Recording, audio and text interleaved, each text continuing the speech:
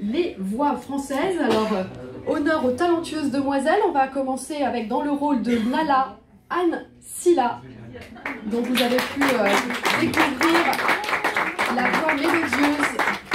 Bonjour Anne, bienvenue. Dans le rôle de Simba, Ryan Bensetti. Ça me fait toujours cet effet, t'as vu que... Alors, Ryan.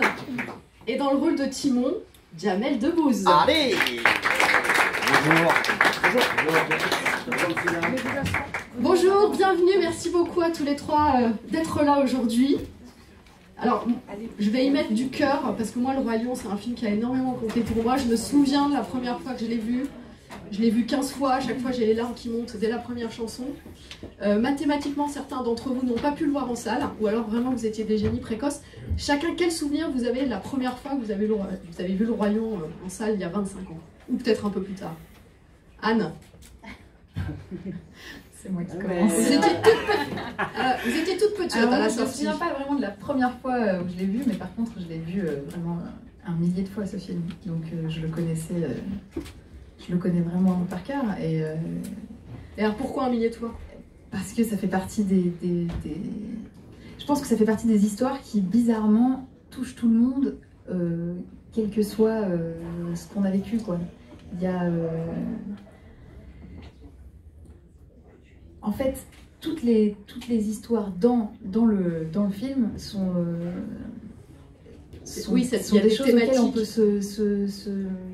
dont on peut se rapprocher, quoi. Et c'est ça, je pense, qui touche la plupart des gens qui le regardent. Après, moi, voilà, j'étais enfant, c'est l'enfance, et on retrouve un peu notre petit cœur de bébé, quoi. Ryan, Jamel, vous vous souvenez des sensations que vous aviez en regardant? Moi, très très bien, moi. Moi, j'ai tout fait pour voir ce film. C'est-à-dire pour vous dire la vérité, un ami, Alassane Kébé, a payé sa place au cinéma Le Grenier à Sel et a ouvert la porte de secours afin qu'on puisse, je me rappelle d'avoir resquillé pour voir Le Roi Lion tellement j'avais envie de voir ce film. C'était un événement tellement incroyable, tout le monde en parlait, on ne pouvait pas passer à côté. Et je me souviens encore très très bien de toutes les sensations. Je suis passé par tous les états. La joie, hein, c'est vrai, tu reçois tout de suite de la joie, de la peine. Ouais, j'étais peiné souvent pendant ce film. Et après, de la joie. Enfin, c'est vrai, c'est un film incroyable, quoi. Et si je peux me permettre, moi, on a tous vu des images de ce film. On a tous été au cinéma souvent. C'est incroyable. J'ai rarement vu un truc pareil au Cinoche. C'est vrai, ça défie les lois de la pesanteur. Mais c'est vrai, quand on voit des animaux parler, quoi, vivre, se mouvoir. La première fois, l'histoire m'avait frappé, mais là, c'est pas. C'est une expérience, c'est une expérience cinématographique unique, une expérience sensorielle en fait, unique, ouais, ça on peut dire ça comme ça. Ouais. Ryan, des souvenirs et la pression peut-être quand on vous dit c'est un mélange de tout. Tu vas jouer le rôle de Simba. Ouais, souvenir, pression, rêve, il y a un mélange de tout. Le Roi Lion, c'est le premier film que j'ai vu dans ma vie, en fait, clairement. Ça a été mon film préféré très longtemps. Et voilà, en fait, j'ai grandi avec Le Roi Lion, pareil comme Silla, je l'ai vu 10 000 fois. Et jusqu'à aujourd'hui, en fait, c'est quelque chose qui m'accompagne, en tout cas avec ma famille. Le Roi Lion, les musiques, tout ça, c'est un vrai truc qui me suit depuis enfant. Donc en fait, d'être aujourd'hui Simba, c'est vraiment un rêve de gosse, quoi. Ah, la classe des Simba. Je suis Simba, putain, je m'en rends pas compte. Je te jure que dès que j'y pense, ça fait vraiment un truc de ouf. Je connais Simba personnellement. Et juste... Vous vous rendez compte, on est dans un classique. Vous, ça vous fait rien, vous. Mais non, mais si, mais bien sûr. Moi, je peux vous dire, ça me fait quelque chose, parce que c'est nous. On est dans un classique, quoi. T'as l'impression d'être au Louvre. Ouais, de participer à l'histoire du cinéma. C'est vrai, ça me fait ça, quoi. Mais d'ailleurs, enfin, il faut Anne, quand même, premier doublage. Et il y a ce personnage de Nala qui est, j'ai envie de dire, une sacrée gonzesse, quand même. Elle est aventureuse, elle est loyale, elle est courageuse. Pareil, enfin, vous parliez de montagne russe d'émotions. Elle, pareil, il y a plein de nuances à jouer. Il y a plein de nuances, mais c'est pareil. Quand je l'ai appris, franchement, la première fois quand on m'en a parlé, je me suis dit que c'était une blague, sur le coup. J'ai chanté la chanson pour rigoler à Boualem, qui est là. Et en fait, c'était pas une blague. Attention, quand elle rigole, quand elle chante et qu'elle rigole, on chante pas en rigolant de la même manière, faut le savoir. Et c'est... Non mais moi j'arrive pas à y croire non plus quoi, je suis nana quoi. Ouais. C'est trop cool. Jamel, vous êtes des trois celui qui a le plus l'habitude du doublage. En général, ça se fait de façon séparée, les comédiens ne se rencontrent pas. Là, vous êtes un des membres d'un duo mais mythique de chez Mythique, Timon et Pumba. Vous avez pu enregistrer avec Alban Ivanov? Oui, oui, oui. Pas tout évidemment parce que Alban est très dissipé. Il faut un minimum de concentration. Oui, mais je suis sûre que vous l'avez ramené sur le droit chemin. Mais comme c'est pas un professionnel, j'étais obligé effectivement de le rappeler à l'ordre une fois ou deux. Et je dois dire qu'il a tout de suite pris le pli, il était tout de suite... Enfin non, Alban je le connais depuis tout petit, donc on a des tropismes presque, c'est pas des automatismes, c'est des tropismes. C'est des réflexes. On s'aime tellement et on a tellement ri ensemble que j'avais l'impression d'être Timon et qu'il était Pumba pour de vrai. Et on se parle encore en Timon et Pumba là. On n'a pas décroché depuis. Comment, alors Le même, il faut qu'il soit là, sinon c'est la peine. Mais alors vous chantez aussi. Est-ce que ça a rajouté une petite pression à votre expérience d'acteur, de producteur, de réalisateur? Pour vous dire la vérité, j'ai fait sur ce film ce que j'ai jamais fait. Je voulais absolument être dans cette distribution. Voilà la même que je connais depuis des années maintenant. C'est vrai que j'ai une histoire avec Disney, ça fait depuis Dinosaure. Qui était en 99, hein, voilà, ça fait 20 ça ans. commence à faire... C'est une maison que je connais très bien, c'est ma famille presque. Et là, je voulais pas passer à côté de ce classique qui est un monument. Et j'ai saoulé, voilà, j'ai accroché un post-it par jour chez lui, dans sa voiture, partout où ça pouvait se coller. Et quand il m'a dit, écoute, c'est compliqué, il était pas chaud, hein. Il m'a dit, il faut chanter. Et moi, je sais pas chanter, madame. C'était mon problème dans ce cas-ci. Je ne sais pas chanter. Et il m'a dit, il faut chanter. Alors, j'ai pris des cours de chant. J'ai passé 20 heures à me faire humilier par une dame que je connaissais même pas. C'est souvent comme ça. Il disait faux, nul, non, pas aigu, non, avec le ventre. Et je dis, madame, on chante pas avec le ventre, on chante avec la bouche. Bon, Hasoul. Et j'ai fini par me régler. J'ai donné tout ce que je pouvais, j'avais vraiment envie de le faire et ça a donné ce que vous avez entendu. Ryan, il faut coller au texte, on peut s'autoriser de l'impro Pas vraiment. Faut vraiment quand même respecter ce qu'ont fait les Américains. Et en fait, ça va jusqu'aux intonations, en tout cas pour ma part, pour Simba, il fallait vraiment faire comme Glover. Et c'est quoi le plaisir alors du doublage? En fait, moi ça arrivait en plusieurs temps parce que normalement on lit, en fait on voit la première scène en anglais, on lit le texte. Normalement sur la première scène on apprend un petit peu le texte et on sait comment le relancer, on enregistre un peu les intonations. Moi j'étais tellement en fait choqué par le film que je regardais et je regardais pas le texte. Donc en fait on me disait c'est bon t'es prêt? Je dis ouais, on peut juste le remettre une fois pour... C'était vraiment, en fait j'étais captivé par le film, c'est un vrai plaisir d'avoir fait ça, mais je m'attendais pas à ce que ce soit en fait si compliqué. Et moi j'ai eu un déclic qui arrivait à la fin du film. J'ai fait tout le film en fait avec cette voix. Et bon, on connaît tous le dessin animé, il y a quand même à la fin, on spoil rien, on est d'accord que...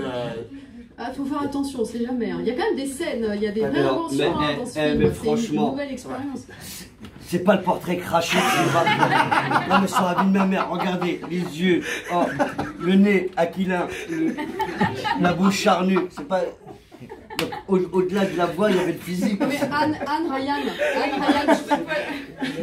je pense que, regardez, je pense que le physique de Jamel et Timon, il y avait une évidence aussi. Cette majesté. J'ai tendu le bâton. Sur la vie de ma mère, tu vas pas t'en tirer comme ça. Je sais pas quand tu vas apprendre, mais tu vas apprendre. Voilà, sur quoi? Sur le physique, certainement. Non mais non, la souplesse. La souplesse. Quand on a foutu de ce que tu m'as ramé. Bon bah voilà, parce que je suis grillée, moi je vais laisser la parole à la salle. Je pense que vous devez avoir plein de questions à poser à Jamel Debbouze, Anne Silla, Ryan Bensetti. Qui se lance? Parce que moi j'en ai plein, hein, donc je peux tenir la journée. On va rester sur le physique justement parce que votre duo avec Yvan correspond absolument au personnage que vous jouez. Il y a Vous êtes de la même famille. Enfin, moi, Vous j'ai rendez-vous, surtout une pensée vous pour êtes en train de me dire que Jamais, moi j'ai une pensée pour Yvan. Oui, quand j'ai même. la tête d'un suricate, quoi. Moi, Excusez. j'ai une pensée pour Alban Ivanov. C'est vrai, c'est vrai. Vous y avez Écoutez, pensé, vous hein ouais, ben, il faut qu'on ressemble aux personnages un peu physiquement si on veut les incarner. Hein. Ça passe aussi par là. Ouais, je dois avouer, et puis avec plaisir, j'ai un petit air de suricate. Et Alban, c'est vrai qu'on dirait un sanglier, je sais pas. Tout le monde s'accorde à dire que c'est évident. Donc oui, effectivement, on colle au personnage. Non, mais on sait que pendant le doublage, souvent, vraiment, vous jouez autant avec votre voix qu'avec votre corps, tous. Ouais.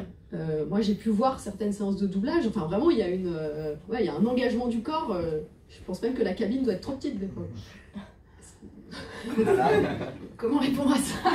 Non, mais alors Nala, elle est toute en élégance. Ouais, mais non, est-ce que vous avez senti que vraiment vous engagez votre corps autant que votre voix? À des moments, quand elle bougeait, enfin quand la lionne bouge, effectivement, je faisais en sorte d'avoir le mouvement quand je parle, parce que sinon ça me faisait bizarre, mais j'ai pris trop ça au sérieux, on m'a dit la calme-toi, faut arrêter de bouger. mais oui, on essaye quoi, de coller au personnage. Ouais, puis il y a Là, des moments en un peu l'occurrence, plus, c'était- ouais, il y a des moments qui bougent un peu plus. Moi, je sens en tout cas que Simba, il y a plein de moments où il force, donc fallait quand même bouger un petit peu. Et des moments, il dort, il se tourne. Donc c'est voilà, faut jouer aussi avec le physique, malgré que ce soit juste de la voix. Une autre question? Alors j'avais une question pour Ryan Bensetti. Oui. Donc avez-vous ajouté une touche personnelle au personnage que vous avez doublé dans la version française qu'on ne retrouve pas dans la version originale? Non, je me serais pas permis. Là, pour le coup, c'est Disney. Là, on s'attaque vraiment à un grand classique et j'ai pas. En fait, je peux pas rajouter des petits trucs qui viennent de moi ou autre. Là, j'ai essayé d'être le plus pro, le plus carré possible et surtout, il y a quand même une attente derrière Simba et j'ai pas envie que les gens soient déçus parce que j'ai fait, on va dire, du Ryan Bensetti. Fallait être Simba. Voilà. Moi j'ai rajouté une phrase en arabe, vous allez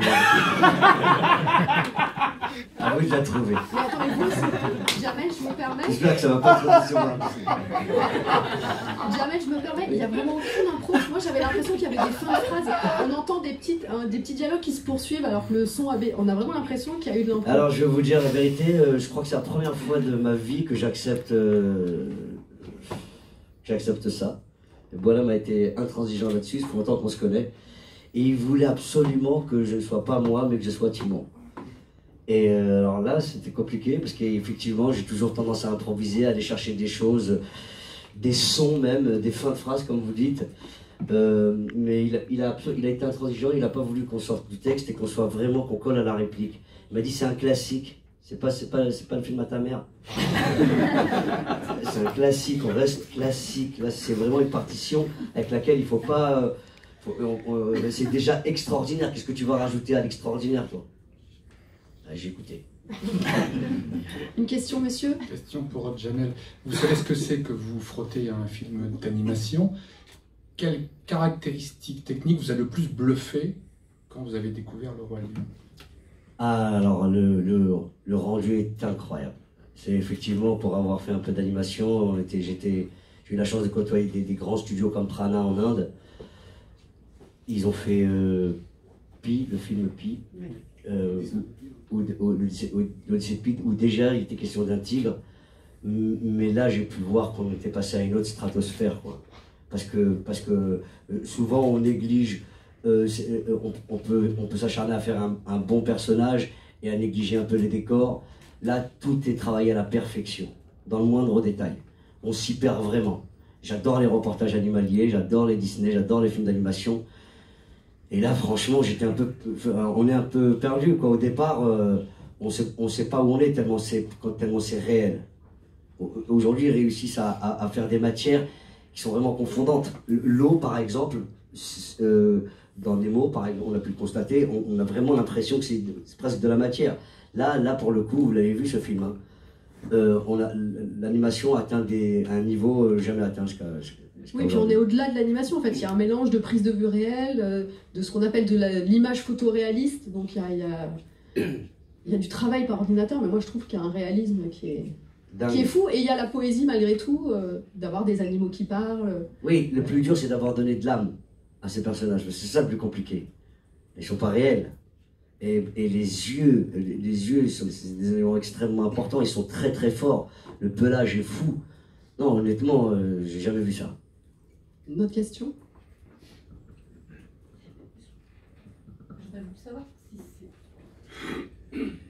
J'aurais voulu savoir si c'était vous qui jouez aussi Simba enfant. Est-ce que vous changez votre voix pour ça? Non, Non, non. J'aurais bien aimé, hein, pourquoi pas, mais non, c'était donné. Alors je sais plus comment il s'appelle le comédien, mais c'est un jeune. Jean-Paul Belmondo. Voilà. Un petit jeune qui monte.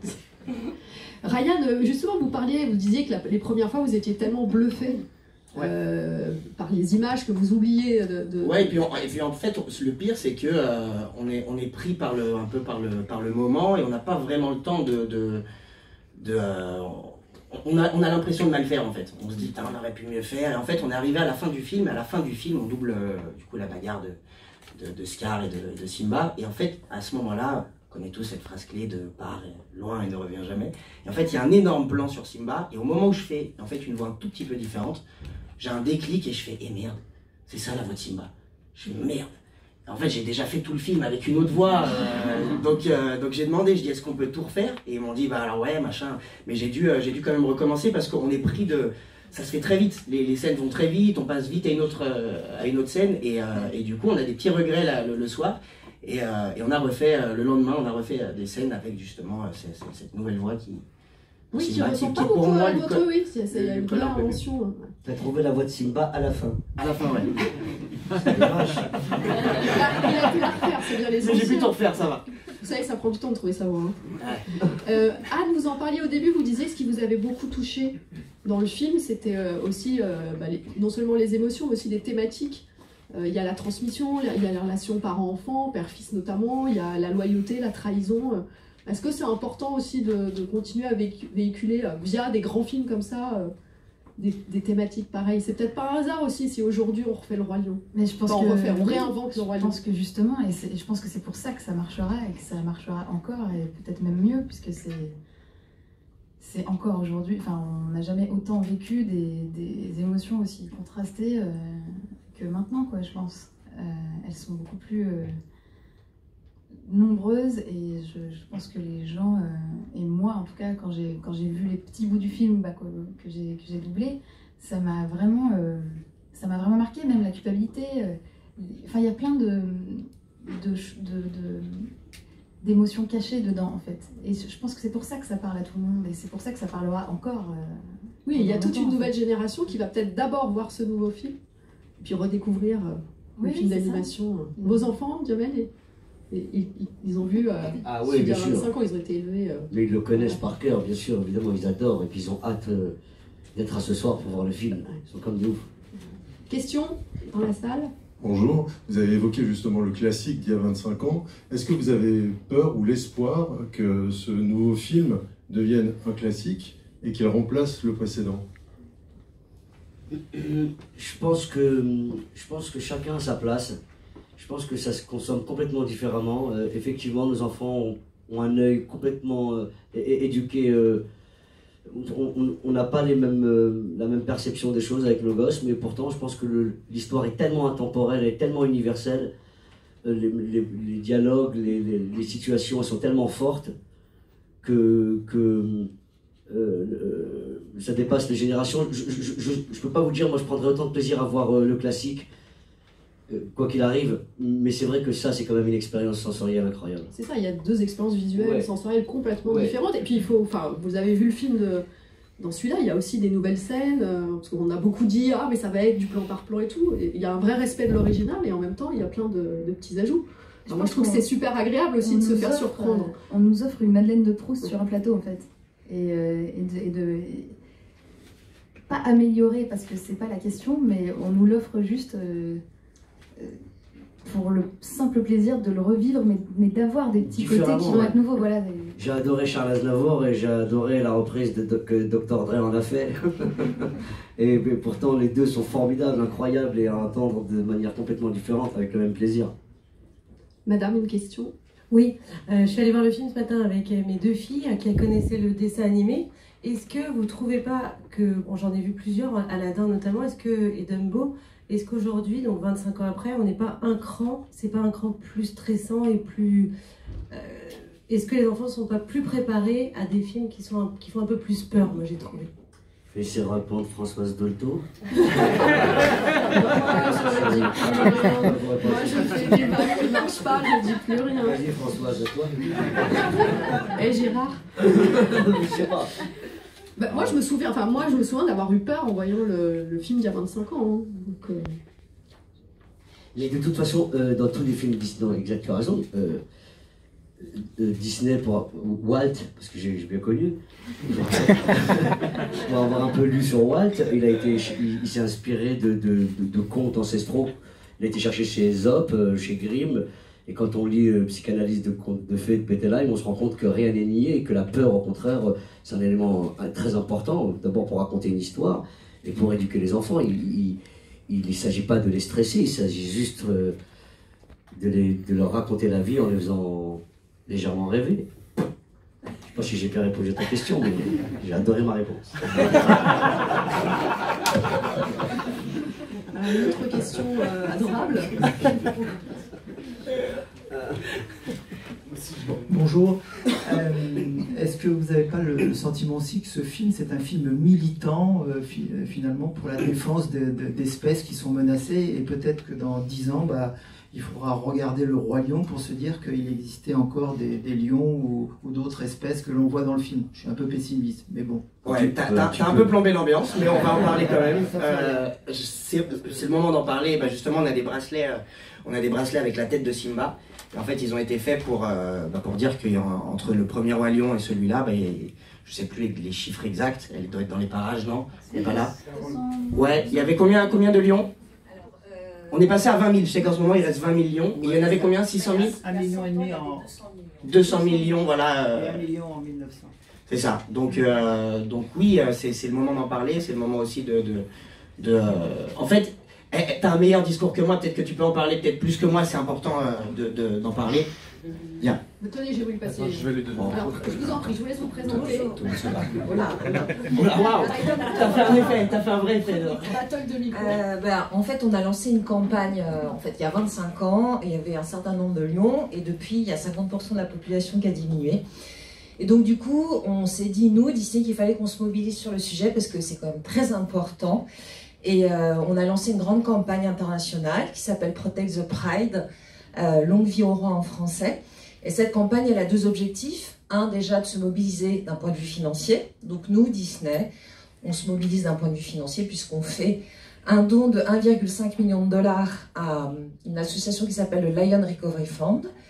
Et en même temps, on veut sensibiliser les gens à ce sujet-là. Et j'ai du mal à parler. Et donc voilà, et donc en France, on a développé ce petit bracelet que vous avez, qui a un bracelet qui est éco-conçu, solidaire. Pour chaque bracelet vendu, donc il est vendu 5 €. Pour chaque bracelet vendu, 1 € ira à une association qui s'appelle Panthera, sur un programme dédié au Sénégal, dans le parc national du Niokolo-Koba, pour la protection des lions. Alors on parle de la protection des lions parce que là c'est le symbole, c'est le roi lion. Mais il y a d'autres espèces, la cohabitation entre l'homme et l'animal, et puis les habitats aussi. Voilà. Merci beaucoup pour ces explications. Alors, on sait aussi que c'est à travers le cinéma qu'on envoie des messages, hein, donc, surtout à la nouvelle génération. D'autres questions? Peut-être une dernière question pour vous trois. Est-ce qu'il y a une image, un souvenir, un moment qui va vous rester de cette expérience? Anne, je sais pas, un moment où vous êtes planté, ou au contraire, vous étiez tellement dedans que vous auriez aimé que ça continue encore des heures et des heures. Encore une fois, c'était votre première expérience de doublage, donc, et on n'a même pas parlé des chansons. Parce qu'il y a le chant aussi. Effectivement, c'est sûr que mon job c'est plus de chanter, donc j'étais assez stressée à l'idée de faire le doublage.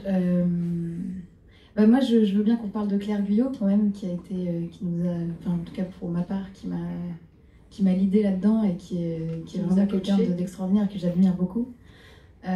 Et s'il y a un moment, c'est peut-être bête de dire ça, mais vraiment le moment qui m'a marqué le plus, en fait, c'est quand Boilem m'a proposé, quoi, parce que je m'attendais vraiment pas à ça, et voilà, je vis un truc de dingue, donc voilà, merci.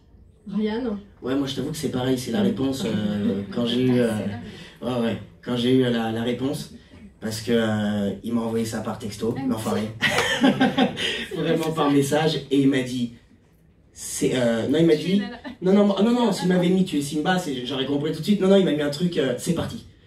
Et en fait, comme ils envoient les essais aux États-Unis, moi je me suis dit, ok mortel, les essais sont partis, et je lui réponds, la réponse c'est quand? Mardi, machin, il me fait, t'as pas compris, tête de con, c'est toi, Simba. Et là, matin, champagne, je vous le dis, 10h du matin, champagne. Voilà, donc non, j'étais, c'est la grosse surprise, moi, vraiment pour le coup de faire Simba, c'est un rêve de gosse, et là du coup, j'ai pu cocher ça dans la liste. Dans la to-do list. Jamel, encore une fois, vous avez beaucoup d'expérience et pas des moindres. Enfin, il y a encore quelques semaines, c'était Toy Story 4. Oui. C'était un régal aussi. Donc là, est-ce qu'il y a un petit... C'est quoi le petit supplément d'âme de cette expérience? Ben, je me souviens très clairement, c'est le jour où ils m'ont payé. J'avoue, j'étais très touché. Et je remercie encore une fois cette générosité. Quand même, ils sont différents des autres. En temps et en heure. Non, pour vous dire la vérité... Dieu merci, ils le font pas pour. Non, vous n'écrivez pas cette connerie, mais j'aime pas être sentimental, mais c'est vrai qu'il y avait un truc un peu sentimental. Ça fait 20 ans que je travaille avec Boilem, on est vraiment des amis. Boilem, il faut que vous entriez un petit peu plus dans la salle. Ouais, c'est la vérité, parce que franchement, il m'a poussé vers mes tranchées. J'étais pas censé chanter, je me suis mis à chanter. J'ai adoré ça et je vais continuer. Et puis j'ai joué dans une partition incroyable, un classique, un truc qui me suivra toute ma vie, avec mon ami d'enfance, Alban Ivanov, à qui j'ai donné des cours d'improvisation théâtrale quand il avait 13 ans. On était tous les deux derrière cette barre avec mon pote pas loin, ce classique devant nous. Ouais, j'ai eu 2-3 moments où je me suis dit, j'adore ma vie. La vie est belle. Ouais. Et c'était très agréable. Au-delà de plein de choses, c'était super. Merci beaucoup à tous les trois, puis merci pour le plaisir que vous nous avez apporté, parce que vous nous avez fait, nous aussi, revivre de grands moments d'enfance. Merci beaucoup, le film sort le 17 juillet. Merci à tous d'être venus, et puis une belle après-midi. Bravo, merci. Merci à vous.